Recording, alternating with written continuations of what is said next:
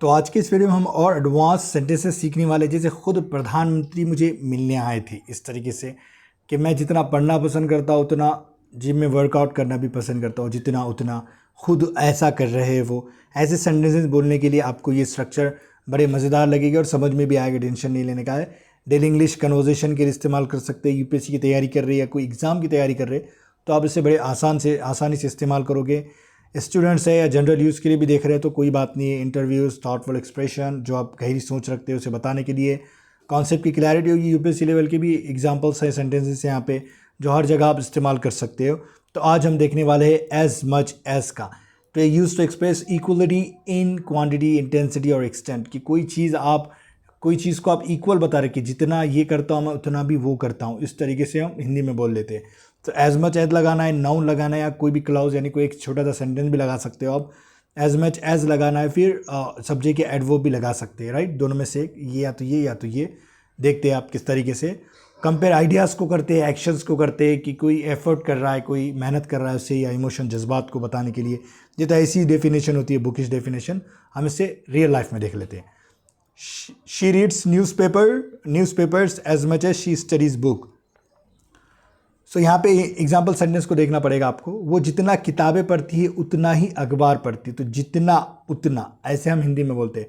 So she reads newspaper, ये एक sentence हो गया, क्लॉज हो गया, right. So as much as लगा दिए, फिर ये एक छोटा सा सेंटेंस या क्लॉज लगा दिए। क्लॉज यानी एक सब्जेक्ट वर्ब वगैरह।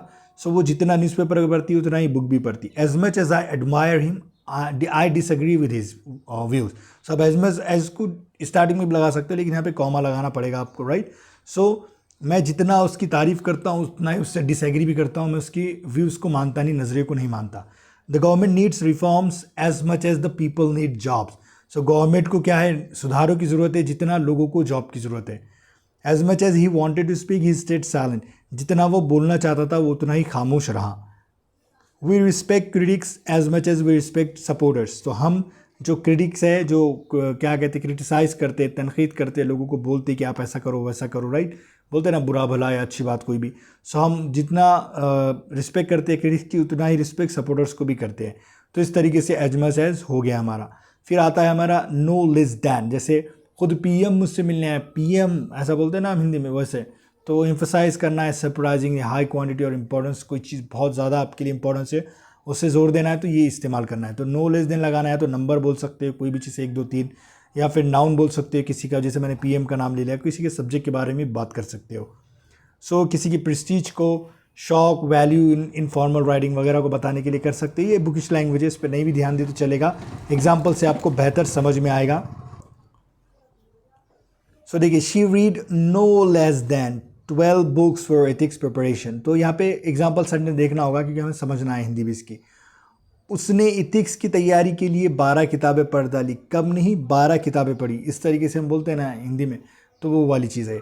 No less than 100 aspirants qualified from rural areas.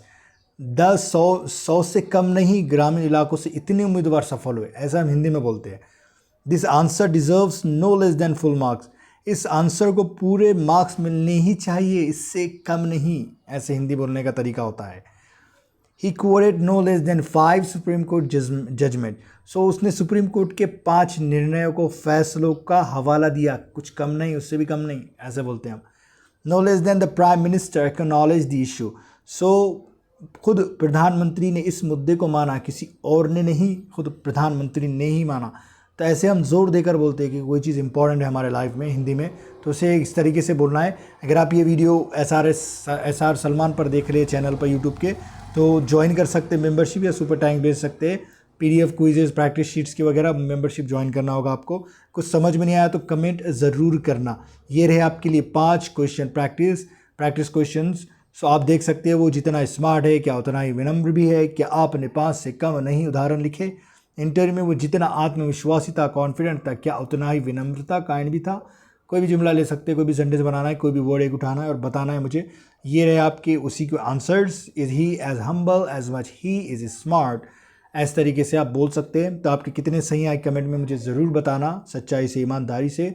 आप इसका इस्तेमाल यूपीएससी के ऐसे इथिक्स पेपर में, ऐसे में, इंटरव्यू में, GS में, या डेली लाइफ में कर सकते हैं। ये मैं ऐसे स्लाइड लगाता हूँ ताकि आपको इंस्पायर कर सकूँ कि हम यूपीएससी लेवल की इंग्लिश सीख रहे हैं तो आपको टेंशन नहीं रहने का, राइट। तो सुपर स्किल बनाना है हमें इंग्लिश को, सुपर पावर बनाना है किसी भी एग्ज़ाम के लिए। और आप देख रहे हैं, अगर आप चैनल पर अगर SR सलमान चैनल पर है तो बहुत अच्छी बात है, वरना एक और चैनल भी है IS मेट करके, इसका बैकअप चैनल है वैसा हो, तो वहाँ पर भी देख रहे हो तो कोई बात नहीं। और एक चैनल है हमारा प्योर SRS इंग्लिश, जहाँ पे हम हर तरह के लोगों को टारगेट करते हैं और यहाँ पर सिर्फ हम UPSC को टारगेट करते हैं। तो अगर आपको वीडियो पसंद आए तो लाइक ज़रूर करें।